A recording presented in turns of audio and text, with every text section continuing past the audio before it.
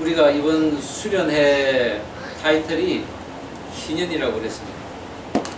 희년은 곧 자유함이라고 그랬죠.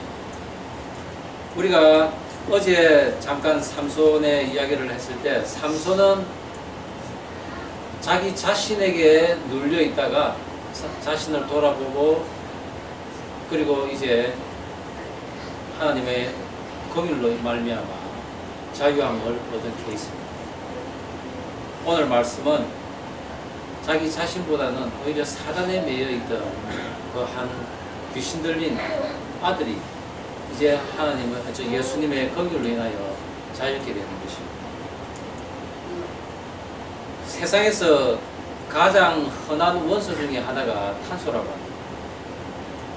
땅에도 공기에도 그리고 음식에도 심지어 우리 몸에도 탄소가 있습니다. 여러분 눈에는 그 흔한 탄소가 지금 보이십니까? 그런데 그 탄소가 얼마나 자라는지 매일매일 그 탄소를 보며 연구하는 사람이 우리 성도 중에도 있습니다. 누구 눈에는 보이고 또한 일반인과 관심이 없거나 그 분야에 종사하지 않는 사람들은 그 탄소 자체를 사실 잘 모르고 살아갑니다. 그런데 그 재미있는 사실은 그 흔한 탄소가 하나는 숯이 되고 하나는 다이아몬드가 된다는 사실입니다. 아무 곳에나 있는 이런 탄소가 다이아몬드가 되는 장소가 있습니다. 그것이 바로 멘틀이라는 지구 지하 150km 지점에 있는 곳입니다. 우리가 사는 곳보다 3만 배나 압력이 높고 그리고 온도는 약 400도 되는 곳입니다. 이 탄소가 그 압력과 그런 온도에 놓여 있을 때 그것이 다이아몬드로 변한다는 것입니다.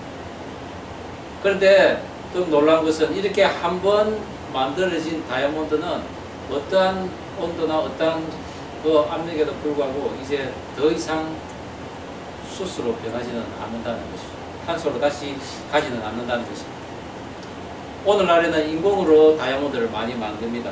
공업용이나 액세서리로 이렇게 만들지만은 오직 그것이 정확한 그 다이아몬드로 되기 위해서는 12만 기압 그리고 400도의 열이 꼭 가해져야 된다는 것이죠. 그런 압력이 가해지기 위해서는 엄청난 큰 산이 둘이 부딪혀서 나오는 그 압력이 있어야만 그것이 다이아몬드가 된다는 것이죠. 결론은 인간으로서는 그 원석인 그 다이아몬드를 결코 만들어낼 수가 없다는 것입니다. 다이아몬드가 이렇게 스스로 빛나는 것은 어떤 이유입니까? 스스로 그 빛을 내는 것은 아닙니다. 생성되는 과정에서 많은 그 결정체가 이루어지는데 그 결정체에 빛이 들어감으로써 그 굴곡으로 인하여 빛이 그 안에서 머물게 되고 그 많은 과정에 걸쳐서 우리가 그 빛이 탄소 안에 머물기 때문에 그 반짝반짝 빛나는 것을 우리가 볼 수 있다는 것이죠. 반면에 이 탄소가 다이아몬드가 만들어지는 온도나 압력에 있지 않으면은 숯이 되는데 그것이 곧 석탄입니다. 석탄으로 우리 또 많은 것을 만듭니다. 연탄도 만들고 연필 우리 심도 만들고 그리고 우리 건전지 충전재도 만들고 또한 불순물을 제거하는 혼착제로도 쓰입니다. 다이아몬드가 이런 자연적 조건에서가 아닌 인간이 만드는 그런 모조품에 불과하다면 그 가치는 현저히 떨어집니다. 그렇지만 우리 사람들은 어떻습니까? 우리 사람들도 그대로 놔두면은 그냥 석탄과 같은 인생을 살거든요. 그러나 하나님께서 관여하셔서 다시 굽는 역사가 우리에게 일어나면은 우리도 그런 다이아몬드 같은 모습으로 변한다는 것이죠. 석탄과 같이 이렇게 저렇게 아무데나 쓰이고 빛도 없이 이름도 없이 그래 쓰이는 그런 인생 사는 것이 아니라 하나님께서 온전하게 빚으신 가장 아름답고 존귀한 모습으로 우리는 살아갈 수 있다는 것입니다.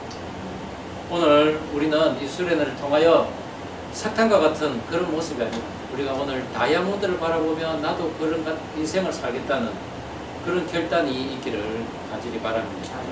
이 수련회에서 저의 작은 소망이 있다면 그런 소망입니다. 여러분들이 더 이상 지금까지 살아온 그런 삶 계속 거기에서 잡혀 있지 말고 거기서 나와서 하나님이 관여하는 특별한 그런 관여하심으로 인하여 이런 다이아몬드 같은 그런 인생 살기를 바란다는 것입니다. 우리 인간 스스로가 스스로 불구덩이에 들어가서 구워지는 것 절대 아닙니다. 오직 하나님의 섭리 속에 우리의 인생이 들어가야 한다는 것이죠. 그러기 위해서는 어떻게 해야 됩니까? 하나님을 만나야 되는 것입니다. 하나님을 알아야 되는 것입니다. 우리 인생이 눈에 보이지도 않고 만져지지도 않고 또한 대부분의 사람들이 인정할 수 없는 그런 믿음을 소유하고 있을 때에만 우리는 하나님의 축복을 받을 수 있는 것입니다. 그런 사람, 다이아몬드처럼 한번 하나님에게 구워진 사람은 더 이상 석탄으로 탄소로 이래 돌아가지 않는다는 것입니다. 하나님께서 한번 구우시면은 영원한 다이아몬드로 살아갈 것을 믿으시기 바랍니다. 왜냐하면은 그 하나님께서는 세상 만물을 통해서 우리에게 하나님이 계시다는 것을 이미 보이셨습니다. 그렇기 때문에 우리가 그 하나님을 알 수 있고 또한 믿을 수 있는 것입니다. 로마서 1장 20절에도 이런 말씀이 있습니다. 창세로부터 우리가 이 말씀을 한번 같이 한번 읽어보겠습니다. 시작. 창세로부터 그의 보이지 아니하는 것들 곧 그의 영원하신 능력과 신성이 그가 만드신 만물에 분명히 보여 알려졌나니 그러므로 그들이 핑계하지 못할지니라. 사람들이 핑계할 수 없도록 하나님께서 모든 자연 세상 만물을 통해서 하나님 계심을 이미 알리셨다는 것입니다. 어떻습니까? 여러분들 이런 다이아몬드의 인생을 살고 싶지 않으십니까? 하나님께서는 우리가 이곳저곳으로 흘러다니고 또한 아무 곳에서나 조금씩은 쓰이지만은 조금 있다가 그냥 폐기 처분되어지는 그런 석탄의 인생을 살기를 결코 원하지 않는다는 것입니다. 믿음은 소망에서 출발하는 것입니다. 그 소망은 꼭 여러분의 소원이 되어서 하나님의 그 간절함, 하나님의 그 인생에 여러분을 초대하는 그런 상황에서 우리가 나아갈 때 하나님께서는 우리를 또한 그 다이아몬드 같은 인생으로 살게 하신다는 것이죠. 이것은 곧 구약에서 50년의 종살이가 끝난 그런 희년의 기쁨을 우리에게 주신다는 것입니다. 종살이가 우리가 끝남으로써 이제 예전에 그 기업을 도로 찾고 종의 몸에서 자유를 얻는 그런 모습으로 살아가게 한다는 것입니다. 그 하나님께서 우리에게 주시는 축복이 그처럼 귀한 것이라는 것이죠. 자, 오늘 본문에서는 소리를 지르며 하나님을 믿어오니 우리를 불쌍히 여겨달라는 한 남자가 있습니다. 그가 기도하는 사람인지 믿음의 후손인지는 성경에는 기록되어 있지만은 그 사람은 예수의 소문을 들은 사람입니다. 그리고 예수의 그 제자들의 소문도 또한 들었습니다. 많은 귀신을 고치고 병자들을 낫게 했다는 소문을 들었습니다. 그리하여 그의 귀신 들린 아들을 데리고 이제 예수께 왔지만 예수님은 잠시 자리를 비웠습니다. 저기 보이는 그 제자들에게 데리고 갔습니다. 그런데 그 아들은 고침을 받지 못했습니다. 일대가 소란스러워졌습니다. 많은 사람들이 왜 저들은 귀신을 쫓아내지 못할까 웅성웅성거립니다. 서기관들 잘 됐다 싶습니다. 이제 그 눈에 가시 같은 그 예수와 그 일당들을 이제 다 모조리 잡아드릴 기회를 잡은 것입니다. 제자들은 어떻습니까? 제자들은 제자들 나름대로 난감해졌습니다. 얼마 전까지만 해도 귀신을 쫓아냈는데 자기들의 힘으로도 쫓아냈는데 불구하고 오늘 이 귀신은 나가지가 않는 것입니다. 그러나 이 소란이 벌어지고 있는 멀지 않은 곳에 예수님께서 오고 계셨습니다. 그리고 그 예수님께서 오셔서 그 귀신 들린 병자를 고치셨습니다. 예수님께서는 그 귀신 들린 아이를 고침으로써 하나님께는 영광이요 또한 귀신 들린 아들에게는 사단의 매임받은 그 아들을 영혼을 이제 풀어내어 희년의 자유함을 주신 것입니다. 우리가 하나님 일을 하다 보면은 종종 이렇게 어려운 일을 당할 때가 있습니다. 오늘 저희들의 말씀을 통하여 우리가 하나님의 큰 일을 할 때, 그런 어려움을 당할 때 우리는 어떻게 대처를 해야 될까? 그것은 또한 우리가 살아가면서 어떻게 또한 이겨나가야 하는가, 그 교훈을 우리가 찾고자 합니다. 오늘 본문에서 우리가 그 교훈을 찾을 수 있는 것, 첫 번째는 변론에 빠지면 안 된다는 것입니다. 마가복음 오늘 보면 그 9장 초반부에는 보면은 예수님께서는 여기 섰는 사람 중에 너희들이 죽기 전에 하나님의 나라가 임하는 것을 보리라고 하였습니다. 엄청난 말씀을 선포하신 것입니다. 사실 저도 이 말씀을 처음에 들었을 때는 예수님의 재림을 두고 말씀하시는구나 이렇게 생각했습니다. 그런데 그것은 아니었습니다. 아니 2000년이 지나도록 예수님은 다시 오시지 않았습니다. 그런데 그 많은 사람들이 예수님의 그 하나님의 권능을 보리라고 분명히 선포를 하신 것입니다.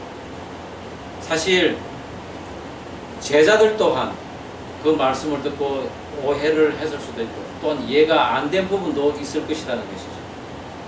그런데 그 말씀은 사실은 예수님의 다시 오시는 것보다는 오히려 십자가에서 죽으시고 부활하심을 말씀하신 것입니다.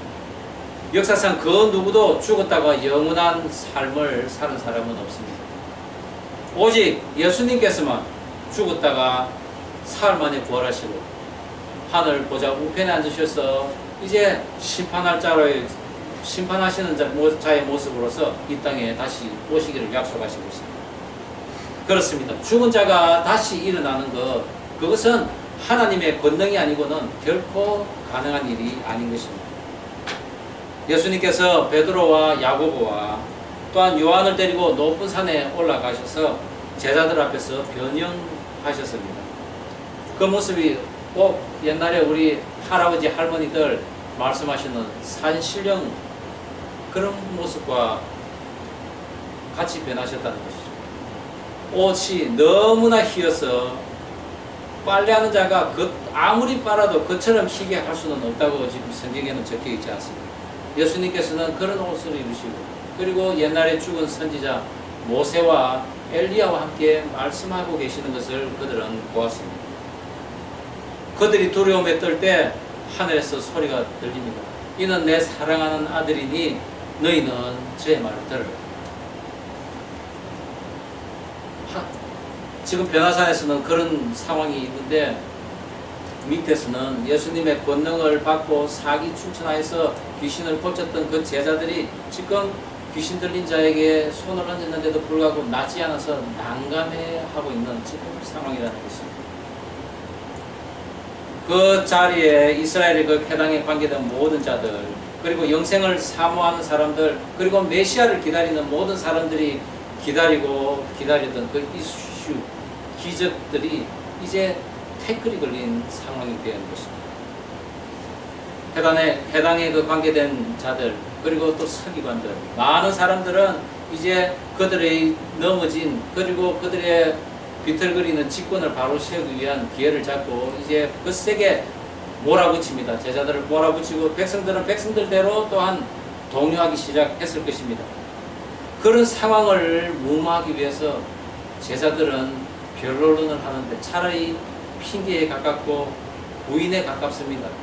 제자들의 모습이 눈에 선합니다. 우리들도 가끔 그런 일이 있을 수 있다는 것입니다. 다른 때는 아무 문제가 없는데 막상 중요한 일이 삐끗거릴 때는 우리가 당황스럽고 이제 할 말 안 할 말 막 자연스럽게 막 튀어나옵니다. 나중에는 거짓말까지 하게 된다는 것이죠. 이럴 때 우리는 우리의 꾀에 넘어가는 것입니다. 그런데 그것이 우리의 마음입니까? 사실은 그건 아닙니다. 바로 사단이 가장 좋아하는 것입니다. 사단이 우리 안에 와서 이제 우리 마음을 움직인다는 것이죠. 그리고 그 제자들에게 너희들은 이렇게 말해 저렇게 말해 하면서 아마 그렇게 시켰습니다. 그러니까 제자들이 막 변론을 합니다. 변명을 합니다. 그때 예수님께서 나타나셨습니다. 예수님께서 뭐라고 하셨습니까? 너희들이 누구와 무엇을 변론을 하느냐? 단지 퀘스천의 범위를 넘어선 것입니다. 하지 말라는 것입니다. 너희들이 그들과 말싸움해서 이길 수가 없다는 것입니다. 그들은 우리들을 잡으려고 덫을 놓고 기다리고 있는 마치 사냥꾼과 같은 그런 자들이라는 것이죠. 그렇습니다. 우리가 하나님 일을 하다가 또는 사회생활과 또한 가정생활 어디에서도 이런 일이 일어날 수가 있습니다. 우리가 정말 전 인생을 걸고 전 재산을 걸고 하는 일은 더욱더 그렇습니다. 만약 그 일이 잘못됐을 경우에 우리는 이런 변명, 핑계 그리고 내 마음에 알 수 없는 그런 거짓말까지도 다 나오게 된다는 것입니다. 우리가 일을 잘 할 때도 있고 또한 못할 때도 있습니다. 그러나 만능인처럼 우리가 잘하게 된다면 우리에게는 하나님이 필요 없습니다. 나 혼자서도 충분하게 살 수 있다는 것이죠.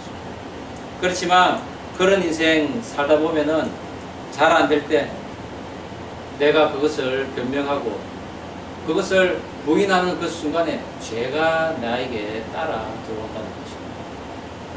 그래서 우리는 너무 억울해서 남을 원망하거나 또는 원수로 여기는 것 그리고 낙심한 마음 그대로 살아가서는 안 됩니다.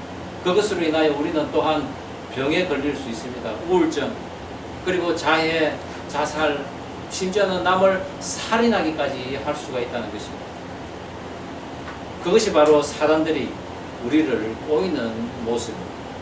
오늘 서기관들하고 변론을 하고 있는 그 제자들에게 예수님께서 하시는 말씀 너희가 누구와 변론하느냐 그것은 꼭 그들의 속에 무엇이 있는 줄 알고 너희들이 그들과 덤비느냐 하는 것입니다.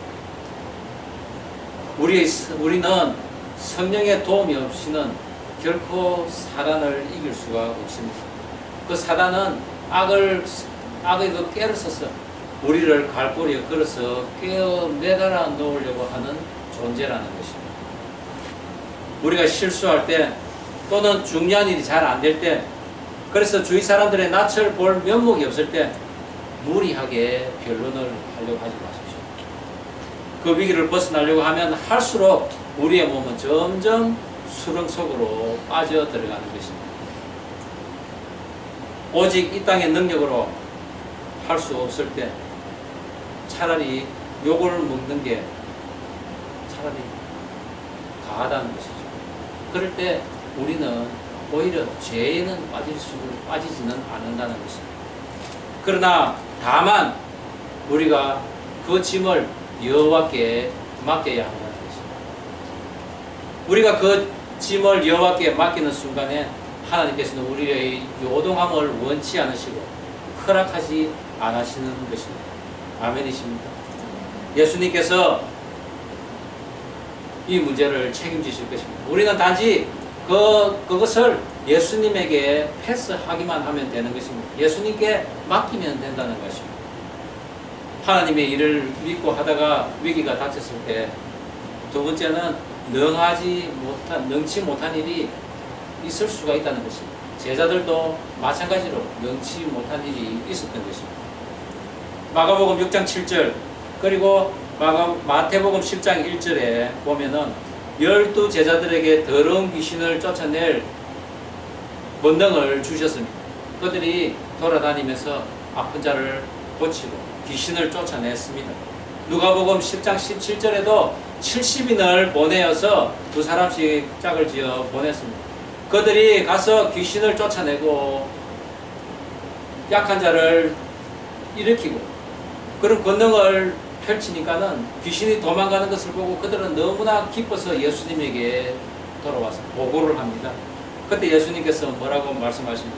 내가 너희에게 뱀과 정갈을 밟으며 원수의 모든 능력을 제어할 권세를 주었으니 너희를 해할 자가 결단코 없으리라고 하였습니다. 그러나 그런 권능을 받았지만 오늘 이 제자들은 지금 귀신 들린 한 사람을 고치지 못하고 있는 것입니다. 많은 사람들이 지켜보는 앞에서 말입니다. 솔직하게 말해야 됩니다. 오직 여기에서 우리가 벗어날 일은 솔직하게 인정하는 것입니다.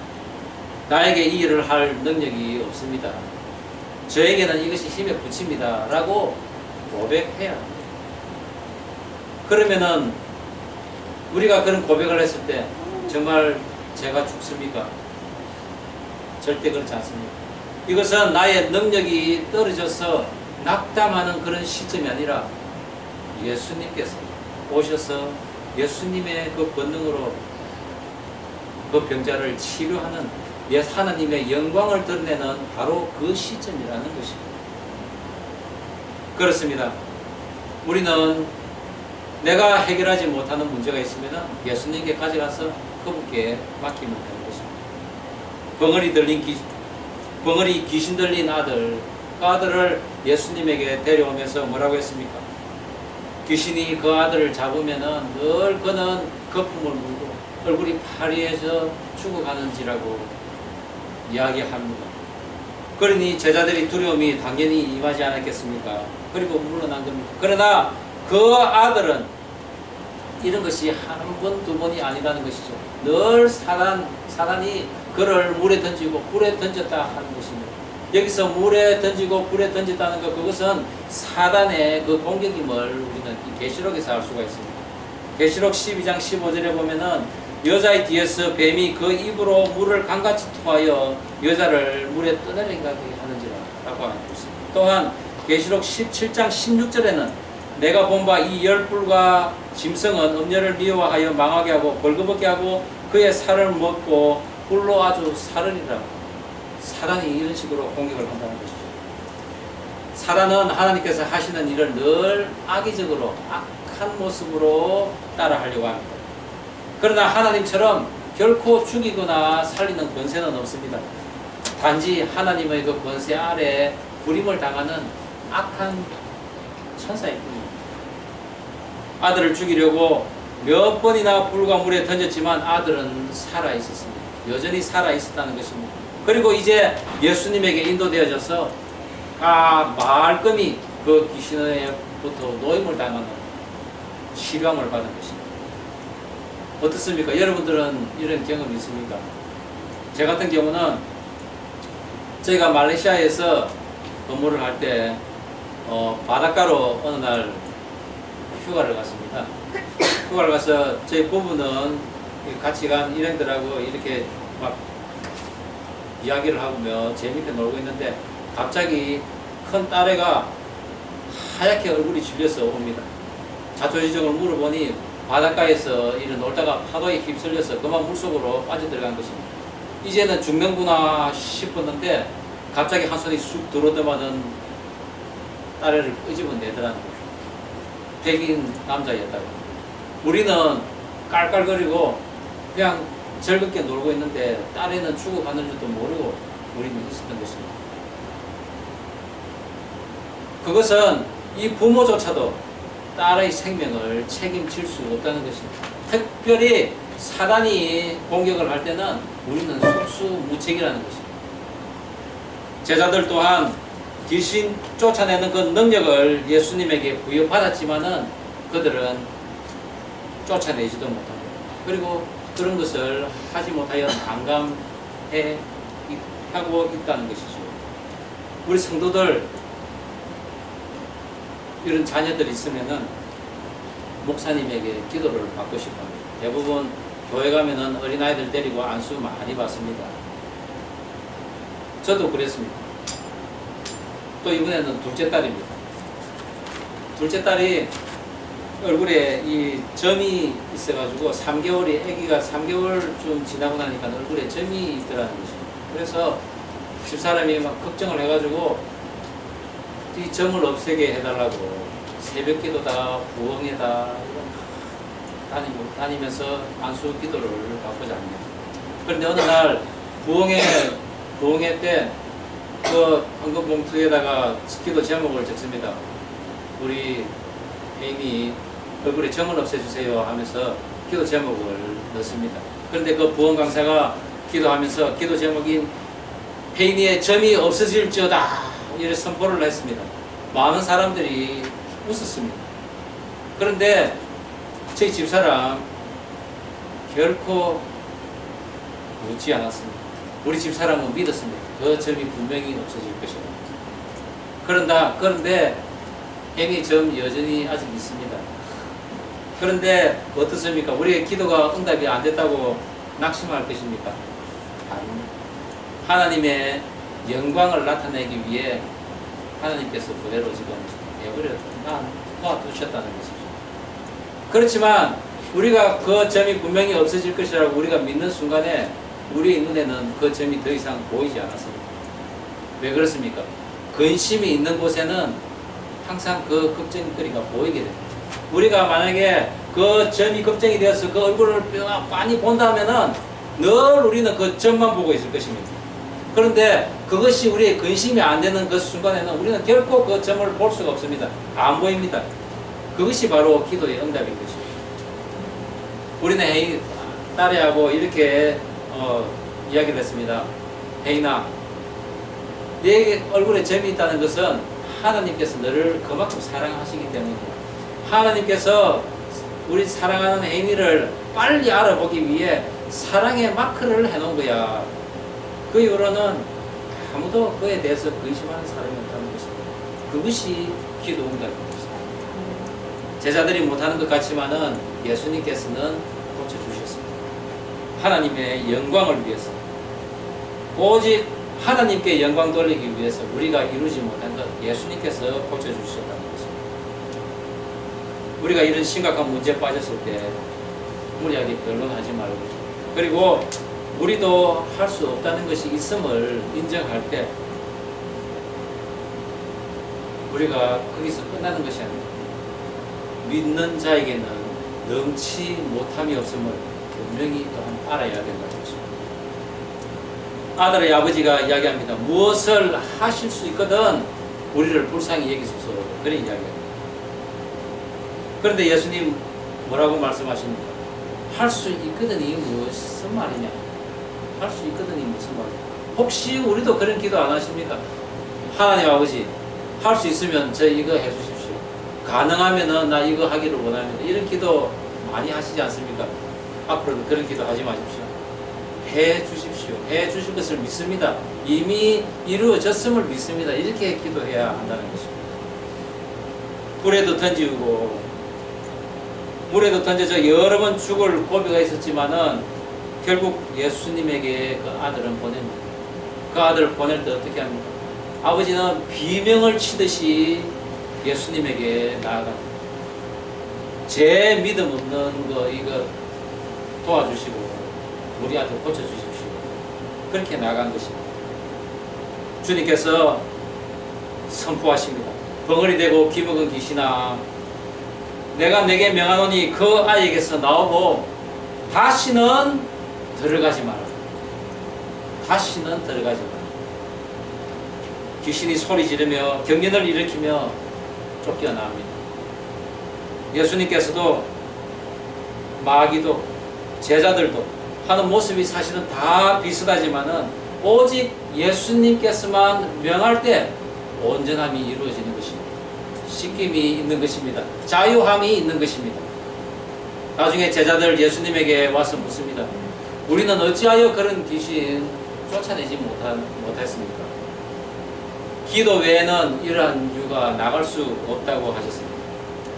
여러분, 아직도 이루어지지 않고 있는 일이 있습니까? 예수님께서는 믿는 자에게는 능치 못함이 없다고 하셨습니다. 이것은 모든 것이 기도로 가능하다는 것입니다.